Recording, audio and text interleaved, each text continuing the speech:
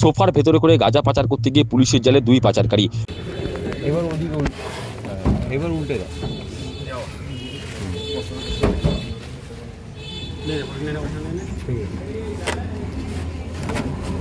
ওটা ফেলে দেবে না সাইড, একদম সাইড, মাঝখানে। হ্যাঁ, একটু ঠেলে নাই যাবে ওদিকে, তোমার দিকে।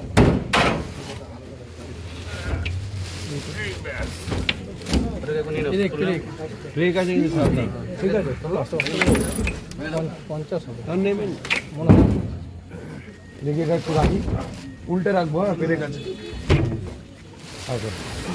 সোফার ভেতরে করে গাঁজা পাচার করতে গিয়ে পুলিশের জালে 2 পাচারকারী। বুধবার রাতে গোপন সূত্রে খবর পেয়ে ব্যারাকপুর পুলিশ কমিশনারেটের গোয়েন্দা বিভাগ নাগেরবাজার থানার নয়াপট্টি রোডের জলের ট্যাঙ্কের কাছে হানা দেয়। সেখান থেকে একটি ট্রাক থামিয়ে তল্লাশি চালায় তদন্তকারীরা। ওই ট্রাককে তল্লাশি চালিয়ে তদন্তকারীরা প্রায় 53 কেজি গাঁজা বাজেয়াপ্ত করেছে। সেই সঙ্গে গাঁজা পাচারের অভিযোগে পুলিশ ট্রাক সহ 2 জনকে আটক করেছে। ধৃতদের নাম সুব্রত দে ও সুরজিৎ বিশ্বাস। ধৃত সুব্রত কোচবিহার সুভাষপল্লীর বাসিন্দা এবং নদিয়ার চাকদার সান্নালচরের বাসিন্দা ধৃত সুরজিৎ।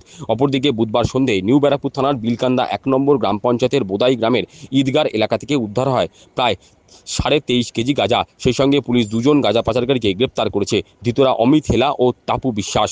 ধৃতদের বাড়ি দক্ষিণ তালবান্দার হেমন্তনগরে। জানা গেছে, নিউ ব্যারাকপুর থানার পুলিশ গোপন সূত্রে খবর পেয়ে বোদাই ঈদগার এলাকায় একটি 3 চাকার মোটরযানকে আটকায়। ওই গাড়িতে অভিযান চালিয়ে পুলিশ গাঁজা বাজেয়াপ্ত করেছে। পুলিশ জানিয়েছে, কোথা থেকে ধৃতরা গাঁজা এনেছিল এবং কোথায় সেগুলো সরবরাহ করতে যাচ্ছিল তা খতিয়ে দেখা হবে।